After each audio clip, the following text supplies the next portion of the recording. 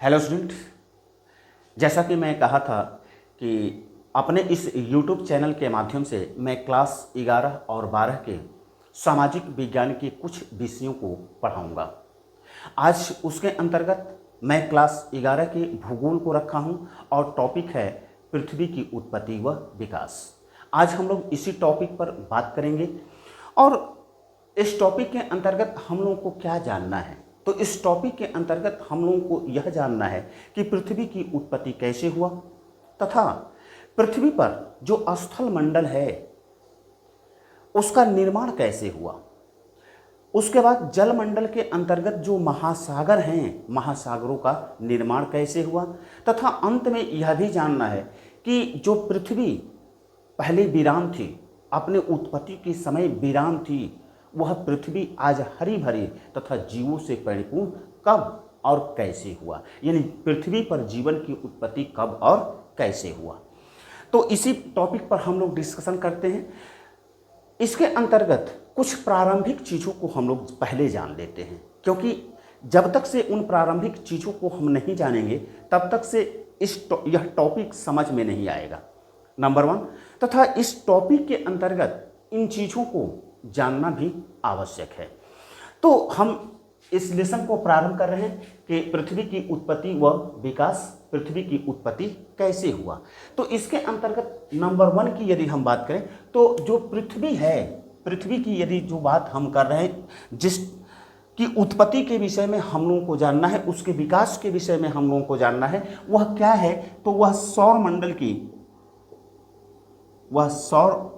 मंडल की तीसरे नंबर की ग्रह है। यानी हमारे सौर मंडल में कुल कितने ग्रह हैं, तो हमारे सौर मंडल में अगर वर्तमान समय की बात करें तो 8 ग्रह हैं। यद्यपि जिस समय ग्रहों की उत्पत्ति की बात हो रहा था, या हम कहें कि ग्रहों की उत्पत्ति के संबंध में तमाम तरह के परिकल्पनाएं दिए जा रहे थे, उस समय की अगर बात करें तो पृथ्वी पर 9 ग्रह माने जाते थे। चूंकि 1930 ईस्वी में एक नए ग्रह प्लूटो का खोज हुआ और इस तरह से हमारे जो सौर मंडल है, सौर मंडल में ग्रहों की संख्या कितनी हो गई, 9 हो गई। लेकिन 2006 में अंतर्राष्ट्रीय खगोल शास्त्री संघ यानी IAU का सम्मेलन हुआ। कहाँ हुआ, तो चेक गणराज्य की राजधानी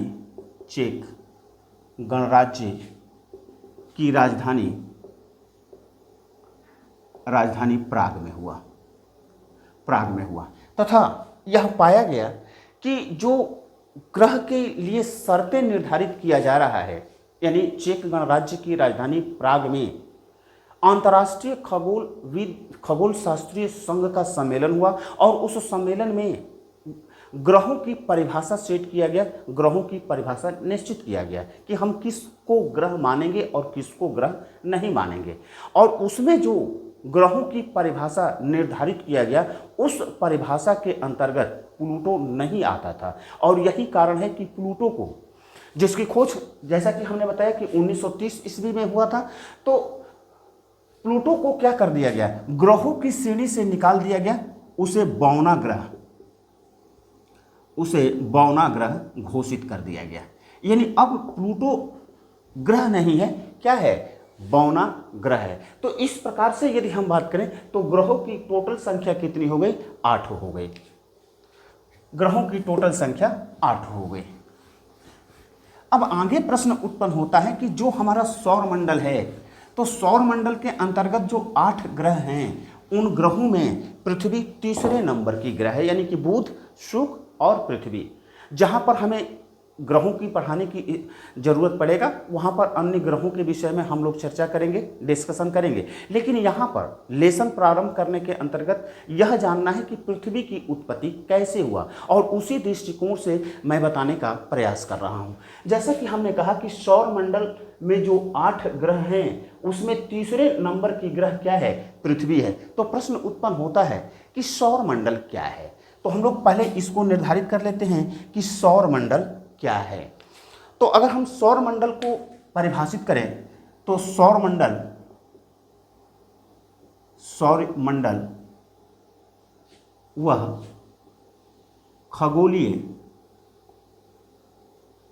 प्रणाली है जिसके केंद्र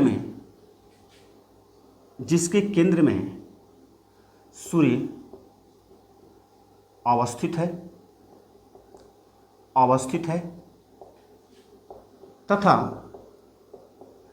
उसके सूर्य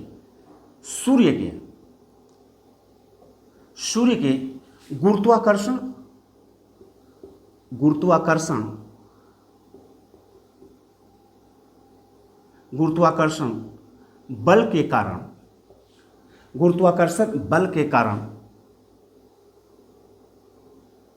कारण ग्रह, उपग्रह,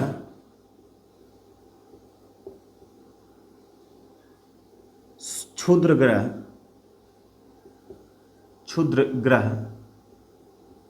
धूमकेतु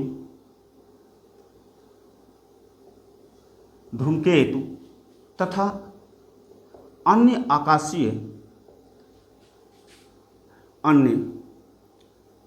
खगोलीय पिंड सूर्य का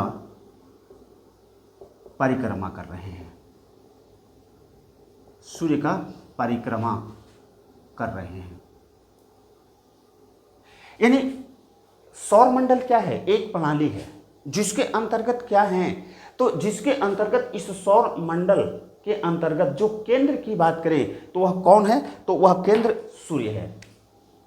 सूर्य अवस्थित है, यानी केंद्र में सूर्य अवस्थित है तथा उसके यानी सूर्य के गुरुत्वाकर्षण बल के कारण जो ग्रह हैं, उपग्रह हैं, क्षुद्र ग्रह हैं, चाहे धूमकेतु है तथा अन्य आकाशीय पिंड क्या कर रहे हैं, सूर्य की परिक्रमा कर रहे हैं। यानी यहाँ पर एक चीज यह स्पष्ट होता है कि पृथ्वी भी एक ग्रह है। पृथ्वी भी क्या है, एक ग्रह है। तो जाहिर सी बात है कि वह भी क्या कर रही है, तो सूर्य की परिक्रमा कर रही है। यानी अन्य ग्रहों के साथ पृथ्वी भी सूर्य की परिक्रमा कर रही है। तो देखिए यहाँ पर हम यह जानते हैं कि ग्रह क्या करते हैं कि अपने केंद्र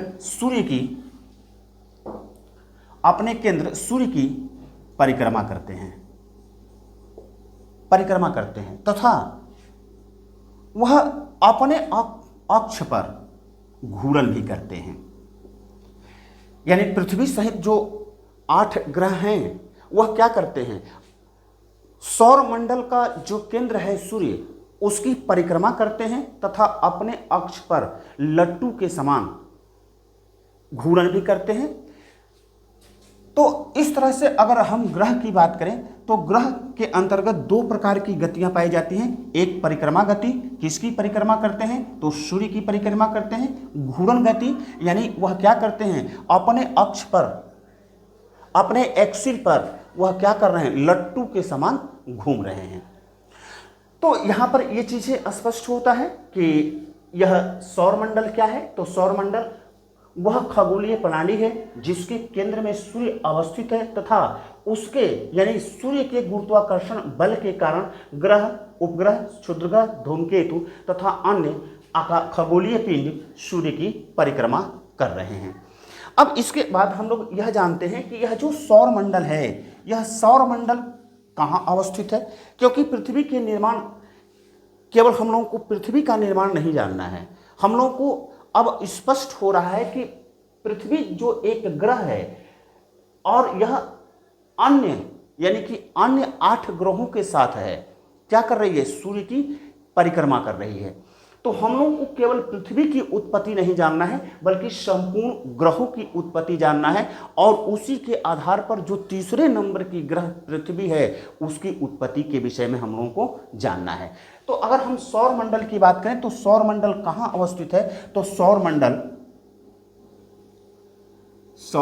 मंदाकिनी में अवस्थित है। मंदाकिनी में अवस्थित है, यानी गैलेक्सी में अवस्थित है। जो हमारा सौर मंडल जिस मंदाकिनी में अवस्थित है उसको हम लोग क्या कहते हैं, आकाशगंगा, यानी इसको दुग्ध मेखला भी कहा जाता है, दुग्ध मेखला भी कहा जाता है। अंग्रेजी में इसको मिल्की वे कहा जाता है। यानी हमारा जो सौर मंडल है वह कहाँ अवस्थित है, तो एक मंदाकिनी में अवस्थित है। उस मंदाकिनी का क्या नाम है, तो उस मंदाकिनी का नाम है आकाशगंगा। इसको अन्य किस नाम से जानते हैं, तो दुग्ध मेखला यानी मिल्की वे के नाम से जानते हैं। अब प्रश्न यहाँ पर उत्पन्न होता है कि यह मंदाकिनी क्या है। तो मंदाकिनी को हम लोग जानते हैं कि मंदाकिनी क्या है। मंदाकिनी क्या है, यानी गैलेक्सी क्या है। तो ऐसे तारों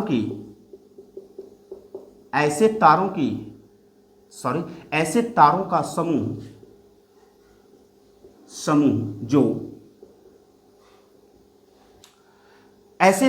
समूह जो धुंधला सा दिखाई पड़ता है तथा तारा निर्माण की प्रारंभिक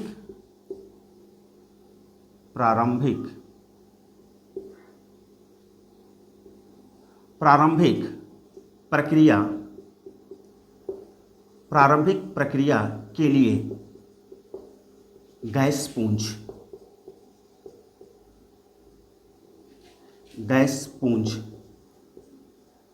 होता है।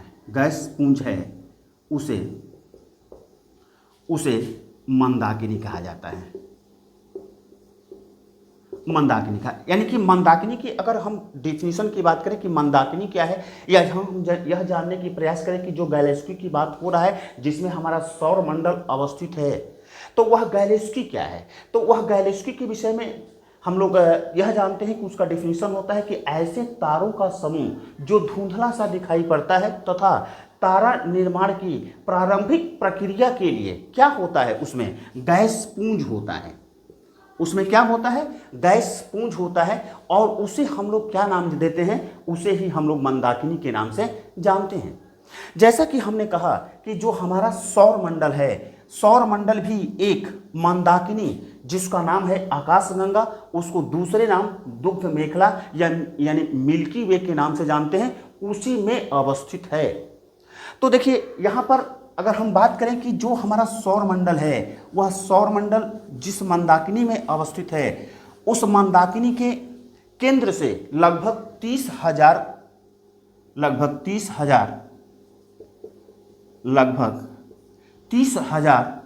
प्रकाश वर्ष दूर है। कहने का अर्थ है कि जो सौर मंडल है वह सौर मंडल कहाँ अवस्थित है, तो एक मंदाकिनी में अवस्थित है। वह मंदाकिनी का नाम क्या है, आकाशगंगा है। उस आकाशगंगा यानी उस मंदाकिनी में सूर्य कहाँ अवस्थित है, यह सौर मंडल कहाँ अवस्थित है, तो यह मंदाकिनी के केंद्र से 30,000 प्रकाश वर्ष दूर अवस्थित है। अगर मंदाकिनी की आकृति की बात करें तो मंदाकिनी की आकृति सर्पिलाकार है। ठीक उसी प्रकार से अगर हम सौर मंडल की आकार की बात करें तो सौर मंडल की जो आकार होता है वह तस्तरी नुमा होता है।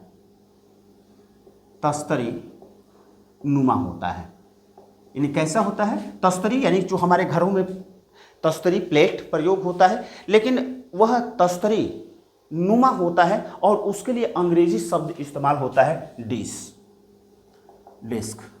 यह डिस्क नुमा होता है। तो जो सर्पिलाकार हमारी मंदाकिनी है, यानी कैसे, सर्पिलाकार का मतलब ऐसे, और जो हमारी मंदाकिनी का केंद्र है, केंद्र उससे जो हमारा सौर मंडल है कहाँ अवस्थित है, 30,000 प्रकाश वर्ष दूर अवस्थित है। हम लोग प्रकाश वर्ष की बात करेंगे, लेकिन जरा इसको हम लोग देख लेते हैं, समझ लेते हैं, उसके बाद हम लोग इसको जानने का प्रयास करेंगे। यानी जो हमारा मंदाकिनी है, आकाशगंगा, उसके केंद्र से 30,000 प्रकाश वर्ष दूर हमारा सौर मंडल अवस्थित है, सौर मंडल अवस्थित है। यह सौर मंडल भी क्या कर रहा है, अपने केंद्र मंदाकिनी का परिक्रमा कर रहा है, परिक्रमा कर रहा है।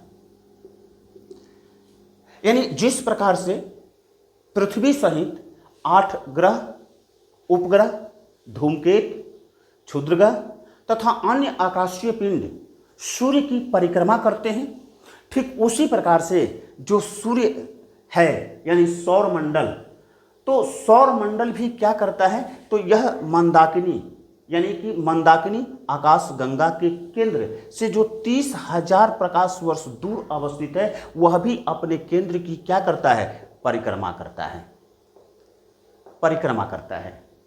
अब यह परिक्रमा कितने दिनों में पूर्ण करता है, तो यह परिक्रमा 25 लगभग 25 करोड़ वर्ष में पूरा करता है। और इसी को यानी सूर्य जब अपने केंद्र का एक चक्कर पूरा करता है, जितने समय में पूरा करता है यानी कि 25 करोड़ वर्ष में पूरा करता है, उसे ही हम लोग ब्रह्मांड वर्ष कहते हैं। ब्रह्मांड वर्ष या सौर वर्ष, सौर वर्ष या गैलेक्टिक्स वर्ष कहते हैं। यानी इनको 3 नामों से जाना जाता है, प्रकाश ब्रह्मांड वर्ष, सौर वर्ष या गैलेक्टिक वर्ष के नाम से जाना जाता है। यानी कहने का अर्थ है कि सूर्य जो अपने मंदाकिनी यानी आकाशगंगा का केंद्र की परिक्रमा करता है, और उस परिक्रमा को पूरा करने में जो 25 करोड़ वर्ष का समय लेता है, और उसी समय को हम लोग सौर वर्ष या ब्रह्मांड वर्ष या गैलेक्टिक वर्ष के नाम से जानते हैं। अब यहां पर प्रश्न उत्पन्न होता है कि प्रकाश वर्ष क्या है। यहां पर हम लोग यह जानते हैं, एक चीज और जानते हैं, उसके बाद हम लोग पृथ्वी की उत्पत्ति के सिद्धांतों को जानना प्रारंभ करेंगे कि प्रकाश वर्ष क्या है। प्रकाश वर्ष क्या है, तो देखिए प्रकाश वर्ष क्या है, यानी प्रकाश वर्ष लगने के कारण इसको यह मत समझिए कि जो प्रकाश वर्ष है वह समय का माप करता है, नहीं, समय का माप नहीं करता है। यानी यह प्रकाश वर्ष समय का मात्रक नहीं है, समय को नहीं मापता है। किसको मापता है, दूरी को मापता है, दूरी को मापता है। तो प्रकाश वर्ष होता क्या है, तो सूर्य के प्रकाश के द्वारा एक वर्ष में तय की गई दूरी को हम लोग एक प्रकाश वर्ष के नाम से जानते हैं। जबकि हम लोग यह भी जानते हैं कि जो प्रकाश है वह प्रकाश की गति कितना होता है, तो प्रकाश की गति की यदि बात करें तो 3 लाख किलोमीटर प्रति सेकेंड होता है। यानी प्रकाश वर्ष क्या है, तो प्रकाश वर्ष प्रकाश के द्वारा एक वर्ष में तय की गई दूरी को एक प्रकाश वर्ष के नाम से जानते हैं। और प्रकाश की यदि हम गति की बात करें तो प्रकाश की जो गति है तो 3 लाख किलोमीटर प्रति सेकेंड की गति से वह चलता है। तो अगर हम बात करें तो इसको मात्रा में निकालें कि एक प्रकाश वर्ष बराबर कितने किलोमीटर होगा, तो 9.46 गुणे में 10 का पावर 12 किलोमीटर यह प्रकाश वर्ष का मात्रक है। अब हम लोग सीधा यह जानने का प्रयास करते हैं कि जो सौर मंडल में 8 ग्रह अवस्थित हैं और तीसरे नंबर की जो पृथ्वी है वह अपने सूर्य की परिक्रमा कर रही है तथा वह क्या कर रही है, अपने अक्ष पर घूर्णन भी कर रही है। इसकी उत्पत्ति कैसे हुआ, तो हम लोग इसी की उत्पत्ति के विषय में अध्ययन करने का प्रयास कर रहे हैं कि पृथ्वी की उत्पत्ति कैसे हुआ। तो अगर पृथ्वी की उत्पत्ति की हम बात करें तो पृथ्वी की उत्पत्ति के संबंध में तमाम तरह के वैज्ञानिक परिकल्पनाओं को दिया गया है। अगर हम प्रारंभिक परिकल्पना की बात करें तो प्रारंभिक परिकल्पना के अंतर्गत यानी पृथ्वी सहित अन्य ग्रहों की उत्पत्ति चाहे ब्रह्मांड की उत्पत्ति के विषय में जो प्राचीन परिकल्पनाएं हैं वह धर्म पर आधारित हैं। लेकिन जैसे जैसे समय आगे बढ़ा, जैसे जैसे विज्ञान का विकास हुआ, तो सौरमंडल की उत्पत्ति की बात करें, चाहे ब्रह्मांड की उत्पत्ति की बात करें, चाहे पृथ्वी की उत्पत्ति की बात करें, इन सभी की उत्पत्ति के विषय में वैज्ञानिक आधार पर तर्कपूर्वक परिकल्पनाएं प्रस्तुत किया गया। उन्हीं हम लोगों को परिकल्पनाओं को जानना है। अगर हम बात करें तो प्रारंभ में पृथ्वी की उत्पत्ति के संबंध में तर्कपूर्ण जो परिकल्पना देने का श्रेय प्राप्त है तो वह है कास्ते द बफन। कास्ते द बफन को है। इन्होंने अपनी परिकल्पना कब दिया, तो उन्होंने 1749 ईस्वी में अपनी परिकल्पना दिया। यद्यपि अगर पृथ्वी की उत्पत्ति के विषय में अगर हम बात करें तो तमाम तरह के जो वैज्ञानिक हैं पृथ्वी के उत्पत्ति के संबंध में अपनी परिकल्पनाएं प्रस्तुत किए हैं, लेकिन उनकी परिकल्पनाओं में मतभिन्नता है। वह एक प्रकार की परिकल्पनाओं को नहीं देते हैं, बल्कि भिन्न भिन्न प्रकार के परिकल्पनाओं को भिन्न भिन्न समयों पर दिया गया। यही कारण है कि पृथ्वी के उत्पत्ति से संबंधित तमाम तरह की जो परिकल्पनाएं हैं उनको हम लोग अध्ययन की सुविधा के लिए 2 वर्गों में वर्गीकृत कर सकते हैं। कितने वर्गों में वर्गीकृत कर सकते हैं? 2 वर्गों में वर्गीकृत कर सकते हैं। नंबर 1 अद्वैतवादी परिकल्पना। अद्वैतवादी परिकल्पना, इसको हम लोग किस नाम से जानते हैं? इसको मोनिस्टिक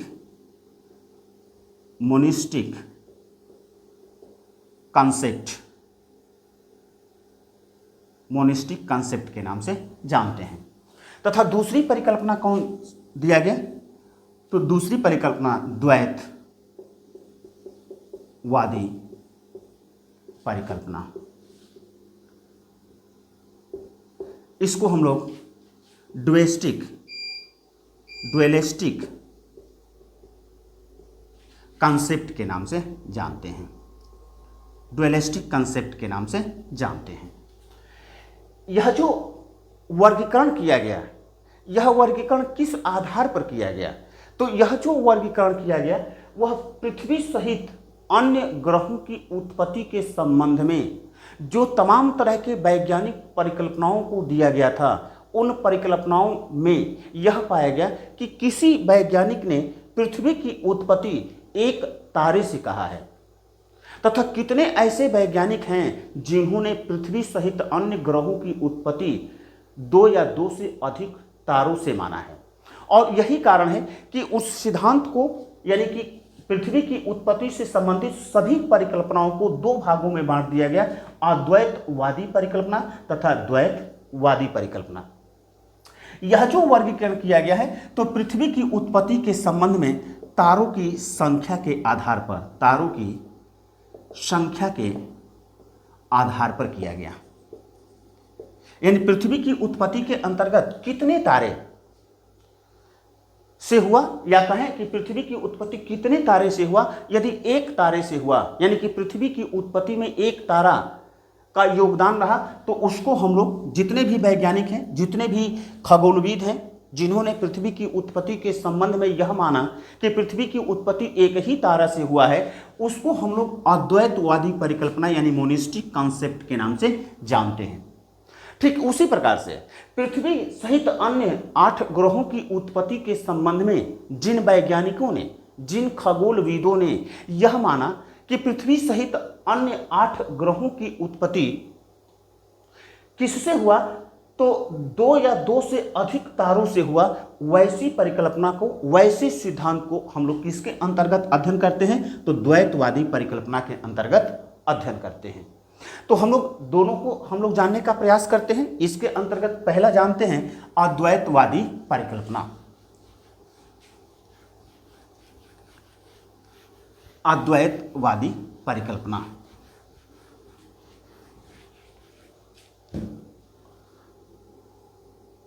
अद्वैतवादी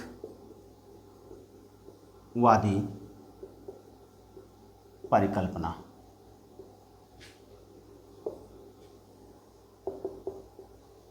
अद्वैतवादी परिकल्पना, इस परिकल्पना के अंतर्गत उन वैज्ञानिकों के परिकल्पनाओं को रखा गया है जो पृथ्वी सहित अन्य ग्रहों की उत्पत्ति के संबंध में यह बताते हैं कि पृथ्वी सहित अन्य ग्रहों की उत्पत्ति एक ही तारे से हुआ है। अगर इस कॉन्सेप्ट के अंतर्गत यानी अद्वैतवादी परिकल्पना की बात करें तो अद्वैतवादी परिकल्पना के अंतर्गत पृथ्वी सहित अन्य ग्रहों की उत्पत्ति के संबंध में जितनी भी परिकल्पनाएं दिया गया इसको रखा गया। लेकिन सबसे महत्वपूर्ण परिकल्पना किसकी है? तो सबसे महत्वपूर्ण परिकल्पना है इमैनुएल कांट का। इमैनुएल कांट का।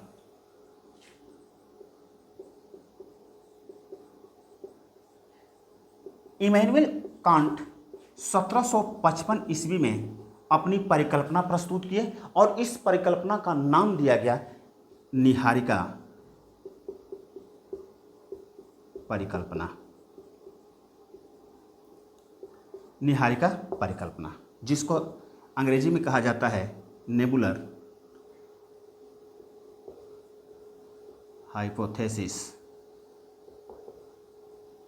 इसको अन्य दूसरे नाम से भी जाना जाता है।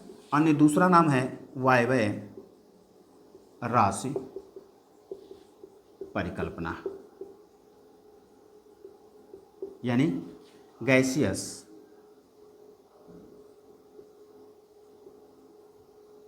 हाइपोथेसिस। यद्यपि कि इमैनुएल कांट के द्वारा जो निहारिका परिकल्पना दिया गया, यह निहारिका परिकल्पना न्यूटन के गुरुत्वाकर्षण बल के वैज्ञानिक सिद्धांत के आधार पर आधारित था और यही कारण है कि 18वीं सदी के अंतर्गत इमैनुएल कांट की निहारिका परिकल्पना का बहुत ही समर्थन किया गया।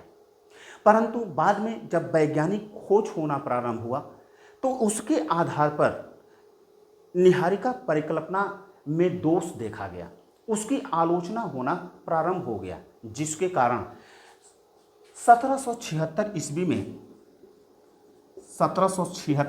में फ्रांसीसी वैज्ञानिक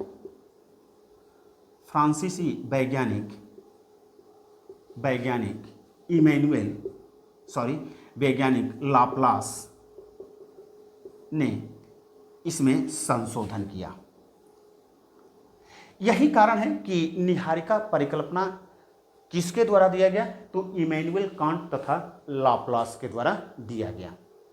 क्योंकि लाप्लास ने जब इमैनुएल कांट की निहारिका परिकल्पना में आलोचना प्रारंभ हो गया तो निहारिका परिकल्पना में संशोधन करने का कार्य किसके द्वारा किया गया? फ्रांसीसी वैज्ञानिक लाप्लास के द्वारा किया गया। इस निहारिका परिकल्पना के अंतर्गत इमैनुएल कांट ने क्या कहा, यह देखते हैं कि इमैनुएल कांट ने पृथ्वी सहित अन्य ग्रहों की उत्पत्ति के संबंध में अपनी निहारिका परिकल्पना में क्या कहा। तो जैसा कि हमने बताया था कि निहारिका परिकल्पना जो इमैनुएल कांट के द्वारा दिया गया वह न्यूटन के गुरुत्वाकर्षण बल के सिद्धांत पर आधारित है।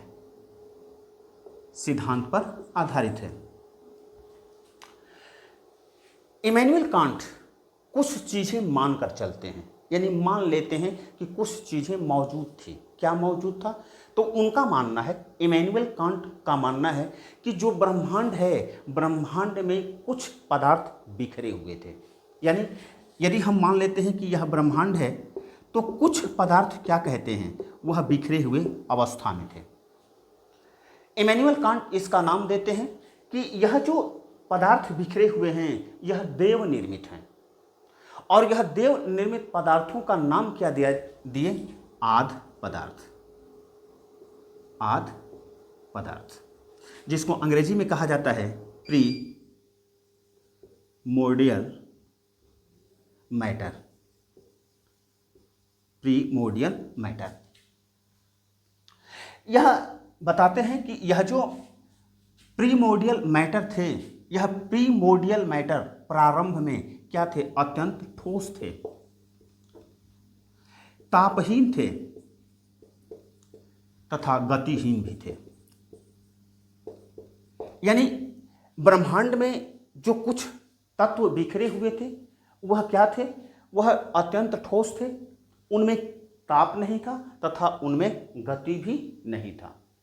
आगे कांट महोदय क्या कहते हैं कि आगे कांट महोदय यह बताते हैं कि यह जो पदार्थ हैं यानी कि आद पदार्थ हैं, इनमें गुरुत्वाकर्षण बल यानी आकर्षण बल के कारण, किसके कारण, आकर्षण बल के कारण यह आपस में टकराने लगे, और टकराने के कारण इस आद पदार्थों में दो चीजें उत्पन्न हुआ, यानी कि ताप तथा गति। इसी को भ्रमण गति कहा जाता है। इन्हें कांट का कहना है कि जो आद पदार्थ थे, उन आद पदार्थों में आकर्षण बल के कारण यह आपस में टकराने लगे, और टकराने के कारण दो पदार्थों में जो टक्कर होना प्रारंभ हुआ, उससे इन पदार्थों में क्या उत्पन्न हो गया, जो प्रारंभ में तापहीन थे उनमें ताप उत्पन्न हो गया, जो प्रारंभ में गतिहीन थे उसमें क्या उत्पन्न हो गया, तो गति उत्पन्न हो गया।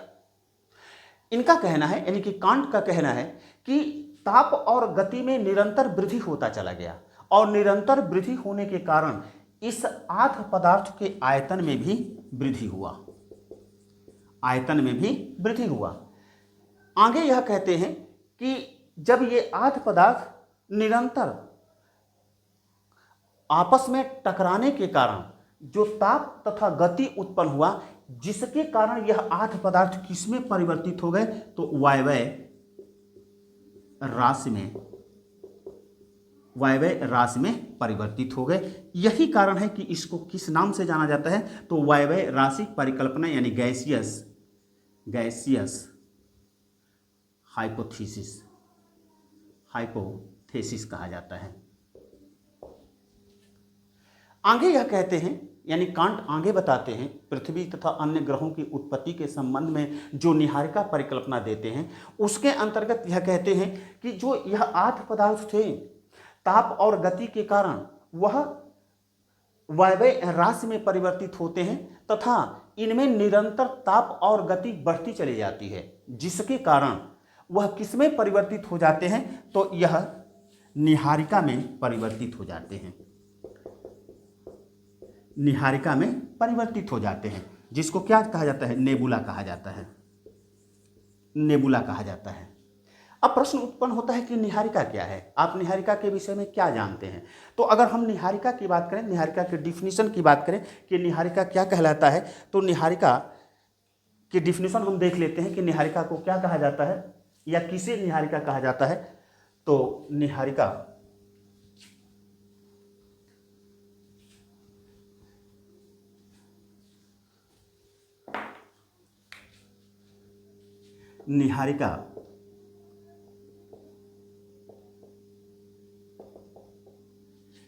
क्या है,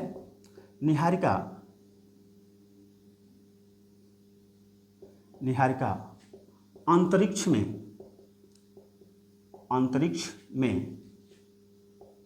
फैले हुए गैस तथा धूल का बादल है। इसका निर्माण यानी इस निहारिका का निर्माण यानी इसका निर्माण पुराने तारों में तारों में विस्फोट के कारण होता है, विस्फोट के कारण होता है जिसमें नए तारे जन्म लेते हैं।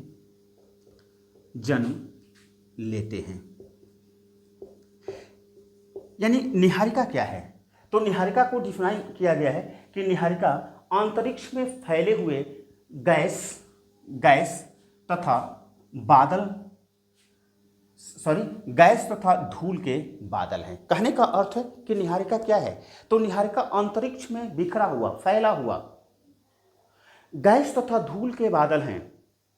इसका निर्माण, यानी इस निहारिका का निर्माण कैसे होता है? तो इस निहारिका का निर्माण जो पुराने तारे हैं उनमें विस्फोट के कारण होता है। जिसमें क्या जन्म लेते हैं? तो जिसमें तारे जन्म लेते हैं, यानी कहने का मतलब है कि निहारिका में जो गैस तथा धूल के बादल हैं, इन्हीं गैस तथा धूल के बादलों से किसका निर्माण होता है? तारों का निर्माण होता है।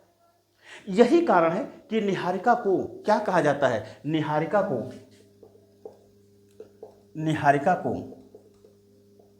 निहारिका को तारा निर्माण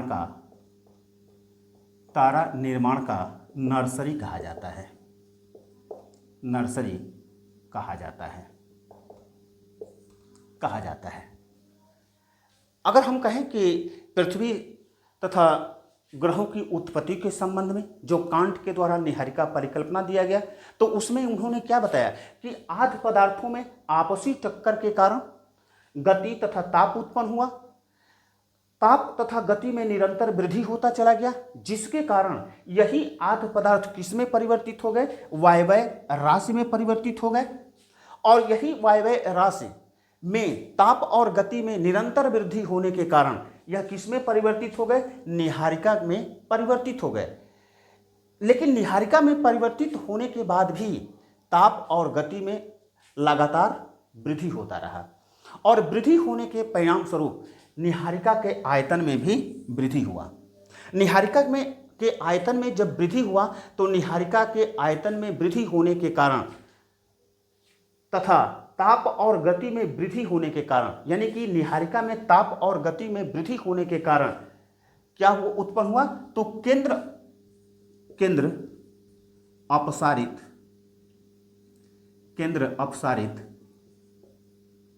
बल उत्पन्न हुआ।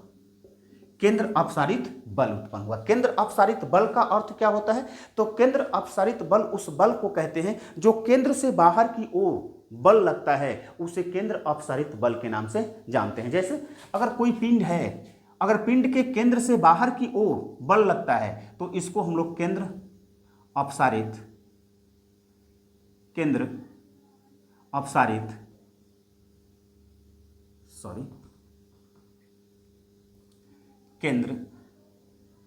अपसारित बल कहते हैं।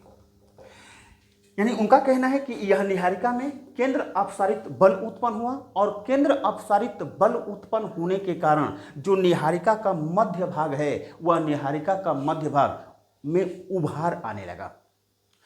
इस उभार के कारण जो बाहरी भाग है वह क्या होने लगा? धीरे धीरे ठंडा होने लगा, और ठंडा होने के कारण वह छल्लों के रूप में, चूंकि ताप ज़्यादा था, गति ज़्यादा थी, केंद्र अपसारित बल उत्पन्न हुआ, और केंद्र अपसारित बल उत्पन्न होने के कारण जो मध्य भाग है, मध्य भाग में उभार उत्पन्न हुआ, और उभार उत्पन्न होने के कारण जो बाहरी भाग है, इस नेबुला का जो बाहरी भाग है वह छल्लों के रूप में टूट करके बाहर निकला।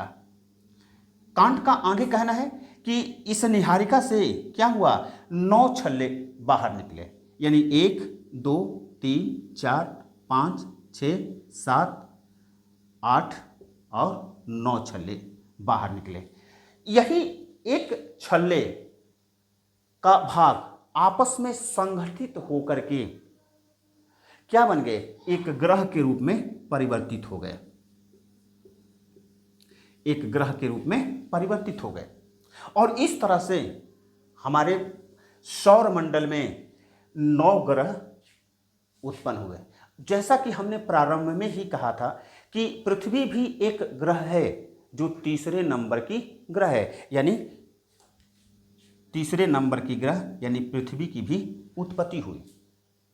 अब कांट महोदय का जो यह निहारिका परिकल्पना है, वह निहारिका परिकल्पना के अंतर्गत केवल पृथ्वी सहित अन्य ग्रहों की उत्पत्ति से संबंधित ही नहीं है, बल्कि कांट की निहारिका परिकल्पना के अंतर्गत उपग्रहों की उत्पत्ति के संबंध में भी बताया गया। और कांट का कहना है कि जिस प्रकार से एक नेबुला से 9 छल्ले निकले और 9 ग्रहों का निर्माण हुआ, ध्यान रखिएगा 2006 तक 9 ग्रह माने जाते थे, लेकिन 2006 में अंतर्राष्ट्रीय खगोलविदों का चेक गणराज्य की राजधानी प्राग में जो सम्मेलन हुआ, उसमें 9वां ग्रह प्लूटो को ग्रह की श्रेणी से बाहर निकाल दिया गया। यही कारण है कि इस चीज को मैंने पहले ही बता रखा है कि यहां पर डाउट क्रिएट नहीं होगा। तो जिस समय निहारिका परिकल्पना दिया गया, उस समय 9 ग्रहों की चर्चा किया गया है, और यही कारण है कि मैं भी 9 ग्रहों की बात कर रहा हूं। तो अगर हम बात करें तो यहां 9 ग्रह यानी कि 9 छल्ले निकले और 9 ग्रहों का निर्माण हुआ। इन्होंने कहते हैं, कांट कहते हैं कि जिस प्रकार से एक नेबुला से 9 छल्ले निकले तथा 9 ग्रहों का निर्माण हुआ, ठीक उसी प्रकार से इन ग्रहों से छल्ले निकले, छल्ले बाहर हुए। वे क्या हुए? एक ही छल्ला संघनित होकर के एक उपग्रह के रूप में परिवर्तित हो गया, एक उपग्रह के रूप में परिवर्तित हो गया। जितने यानी कि जिस ग्रह से जितने छल्ले निकले, उतने आज ग्रहों के उपग्रह पाए जाते हैं। जैसे कि पृथ्वी भी एक ग्रह है और यह तीसरे नंबर की ग्रह है, यानी तीसरा नंबर। हम जानते हैं कि पृथ्वी का भी एक उपग्रह है जिसका नाम है चंद्रमा, जिसका क्या नाम है? चंद्रमा। अगर कांट की परिकल्पना की बात करें, कांट महोदय ने जो ग्रह तथा उपग्रह की उत्पत्ति के संबंध में निहारिका परिकल्पना दिए, अगर उनकी बात करें तो उन्होंने उनके अनुसार हमारे चंद्रमा की उत्पत्ति कैसे हुआ? तो पृथ्वी जो एक ग्रह है, इस ग्रह में से एक छल्ला बाहर निकला और वही छल्ला बाद में संघनित होकर के एक उपग्रह बना, जिसको हम लोग आज चंद्रमा के नाम से जानते हैं। तो इस प्रकार से इमैनुअल कांट के द्वारा जो निहारिका परिकल्पना दिया गया, उस परिकल्पना के अंतर्गत पृथ्वी सहित 9 ग्रहों की उत्पत्ति तथा उपग्रहों की उत्पत्ति के संबंध में ये बातें कही गई। यद्यपि निहारिका परिकल्पना जब प्रारंभ में यानी कि 1755 ईस्वी में दिया गया, तो यह 18वीं सदी के अंतर्गत सबसे पृथ्वी की उत्पत्ति के संबंध में जितनी भी परिकल्पनाएं दिया गया है, सभी परिकल्पनाओं में सबसे महत्वपूर्ण परिकल्पना माना गया। परंतु बाद में चलकर वैज्ञानिक शोध हुए तथा वैज्ञानिक आधारों को पृथ्वी सहित अन्य ग्रहों की उत्पत्ति के संबंध में प्रयोग किया गया और पाया गया कि जो निहारिका परिकल्पना है, उस निहारिका परिकल्पना में कुछ दोष है, और इसी दोष के आधार पर इस निहारिका परिकल्पना को क्या किया जाता है? आलोचना किया जाता है। आलोचना के कुछ बिंदु हैं। यद्यपि क्लास 11 के अंतर्गत निहारिका परिकल्पना में दोष या आलोचना के विषय में कुछ नहीं कहा है, लेकिन यहाँ पर सिद्धांत यदि पढ़ा रहे हैं तो हम यहाँ पर आपको ज्ञान के लिए यह भी बता दें कि निहारिका परिकल्पना में दोष पाया गया। क्या दोष पाया गया? नंबर 1 की यदि बात करें तो जिस निहारिका से, जिस नेबुला से 9 छल्ले निकले, 9 ही छल्ले क्यों निकले? 10वां छल्ला क्यों नहीं निकला, या 11वां छल्ला क्यों नहीं निकला, या फिर 8 ही छल्ले क्यों नहीं निकले, 7 ही छल्ले क्यों नहीं निकले, केवल 9 ही छल्ले कैसे क्यों निकले? तो पहली आलोचना तो इस पर किया जाता है कि 9 छल्ले ही क्यों निकले। दूसरी आलोचना किया जाता है कि जब दो पदार्थ आपस में टकराते हैं तो टकराने के कारण उनकी भ्रमण गति पर कोई प्रभाव नहीं पड़ता, क्योंकि कांट महोदय ने क्या कहा कि जो ब्रह्मांड में आठ पदार्थ बिखरे हुए थे उनमें आकर्षण बल के कारण वह आपस में टकराने लगे और टकराव होने के कारण उन पदार्थों में गति उत्पन्न हुआ तथा ताप उत्पन्न हुआ।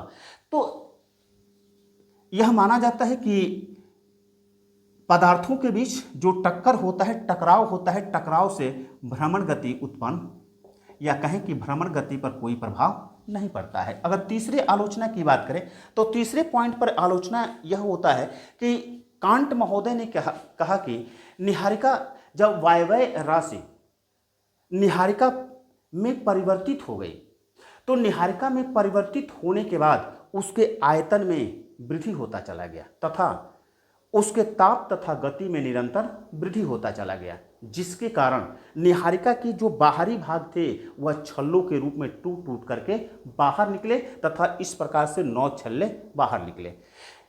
यहाँ पर इस आधार पर आलोचना किया जाता है कि यदि किसी वस्तु का आयतन बढ़ता है तो उसकी गति क्या हो जाती है, कम हो जाती है। यानी आयतन में यदि वृद्धि होता है तो गति क्या हो जाएगी, कम हो जाएगी, और यदि गति में वृद्धि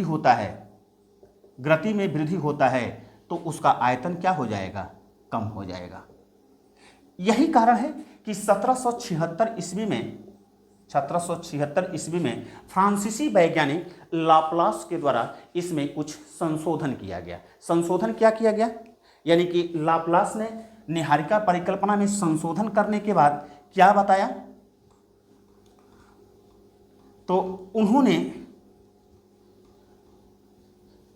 यह बताया कि जो ब्रह्मांड में, कांट यह मानते हैं कि ब्रह्मांड में 8 पदार्थ बिखरे हुए थे, यानी कि प्रीमोर्डियल मैटर। उनका कहना है कि यह प्रीमोर्डियल मैटर क्या थे, अत्यंत ठोस थे, तापहीन थे तथा गतिहीन थे।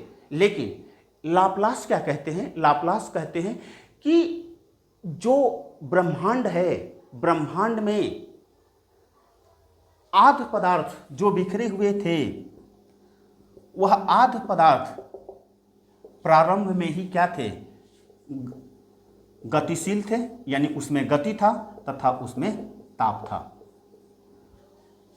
यानी उनका कहना है कि यह निहारिका के रूप में पहले से मौजूद था।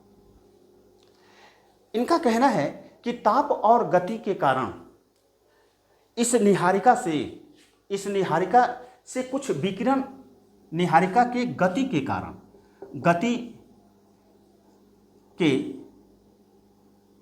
के कारण जो विकिरण उत्पन्न हुआ, उस विकिरण के कारण इस निहारिका से ऊष्मा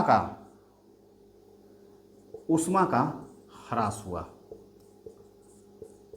यानी लाप्लास और कांट के नियम में थोड़ा सा अंतर है। यानी कि कांट कहते हैं कि ब्रह्मांड में 8 पदार्थ बिखरे हुए थे जो तापहीन थे, गतिहीन थे तथा ठोस थे, लेकिन लाप्लास कहते हैं कि नहीं, ब्रह्मांड में आध पदार्थ जो थे वह गतिशील भी थे और उनमें ताप भी था। उनका कहना है कि यह किस रूप में था, तो एक निहारिका के रूप में मौजूद था। यानी कि लाप्लास आगे कहते हैं कि गति के कारण जो विकिरण उत्पन्न हुआ, विकिरण उत्पन्न होने के कारण इस निहारिका की कुछ ऊष्मा का ह्रास हुआ, और ऊष्मा के ह्रास होने के कारण जो निहारिका है वह निहारिका का बाहरी भाग धीरे धीरे शीतल होने लगा, ठंडा होने लगा तथा ठंडा होने के कारण इसमें संकुचन प्रारंभ हुआ, और संकुचन होने के कारण इस निहारिका का क्या हो गया, आयतन कम हो गया। जैसा कि हम जानते हैं, जैसे कि इसके कांट के जो निहारिका परिकल्पना है उसकी आलोचना जिस आधार पर किया जा रहा है कि यदि आयतन में वृद्धि होता है तो गति क्या हो जाती है, कम हो जाती है। लेकिन जब गति में वृद्धि होता है, यानी कि आयतन जब कम होता है तो गति में क्या हो जाएगा, वृद्धि हो जाएगा। अब यहाँ पर देखिए लाप्लास क्या करते हैं, लाप्लास जो सिद्धांत निहारिका परिकल्पना में जो संशोधन करते हैं उसके अनुसार बताते हैं कि जो विकिरण से के कारण जो ऊष्मा का ह्रास हुआ, उसके कारण जो बाहरी भाग है वह क्या हो गया, शीतल होने लगा, ठंडा होने लगा। और शीतल और ठंडा होने के कारण उस निहारिका में संकुचन पैदा हुआ, संकुचित होने लगी, जिससे उसके आयतन क्या हो गए, कम हो गए। जब आयतन कम होंगे तो गति में क्या हो जाएगा, वृद्धि हो जाएगा। अब इस प्रकार से इस निहारिका की गति में क्या हो गया, वृद्धि होने लगा। और गति में वृद्धि होने के कारण, गति में वृद्धि होने के कारण जो मध्य भाग है, गति में वृद्धि होने के कारण इसमें से केंद्र अपसारित बल उत्पन्न हुआ। यानी गति में वृद्धि होने के कारण क्या उत्पन्न हुआ, इस निहारिका में केंद्र अपसारित बल उत्पन्न हुआ। मैंने इसके पहले केंद्र अपसारित बल को डिफाइन किया था कि केंद्र अपसारित बल क्या होता है। केंद्र अपसारित बल के उत्पन्न होने के कारण यह जो निहारिका है, निहारिका का मध्य भाग में उभार आने लगा। यानी वह क्या होने लगी, वह फूलने लगी, उभार उत्पन्न होने लगा, जिसके कारण जो बाहरी भाग है वह निरंतर ठंडा हो रहा था, वह क्या हो गया, घना हो गया, वह घना हो गया। निहारिका का बाहरी भाग घना हो गया तथा मध्य भाग में उभार आने लगा। किसके कारण, केंद्र अपसारित बल के कारण। और इस प्रकार से जो बाहरी भाग है वह घना होने के कारण तथा मध्य भाग में केंद्र अपसारित बल के कारण यह भारहीन हो गया। और इस तरह से जो मध्य भाग है वह बाहरी भाग के साथ वह गति करने में असमर्थ हो गया। यानी मध्य भाग के साथ वह गति नहीं कर पा रहा था, जिसके कारण क्या हुआ, यह बाहरी जो भाग है, यह बाहरी भाग एक छल्ले के रूप में क्या हो गया, अलग हो गया। किससे अलग हो गया, इस निहारिका से अलग हो गया। इस निहारिका का जो शेष भाग है, अवशेष भाग है, वह आज सूर्य के रूप में मौजूद है। यद्यपि जो इमैनुअल कांट ने अपनी परिकल्पना दिया उसमें भी कहा कि जब निहारिका का निर्माण हुआ तो निहारिका से 9 छल्ले बाहर निकले और 9 ग्रहों का निर्माण हुआ, और जो अवशिष्ट भाग है था, यानी निहारिका का जो शेष भाग है वह आज सूर्य के रूप में मौजूद है। लाप्लास भी क्या कहते हैं, लाप्लास कहते हैं कि 9 छल्ले नहीं बल्कि कितने छल्ले, एक ही छल्ला निकला, और जो शेष भाग है, अवशिष्ट भाग है, आज सूर्य के रूप में पाया जाता है। यह एक छल्ले में, कह रहे हैं कि एक छल्ले में समय के साथ कुछ समय के बाद 9 भाग में परिवर्तित हो गया। यानी यह 9, एक छल्ला जो है वह 9 भागों में टूट गया, और टूटने के बाद 9 पिंडों का निर्माण हुआ, और इस तरह से 9 ग्रहों का निर्माण हुआ।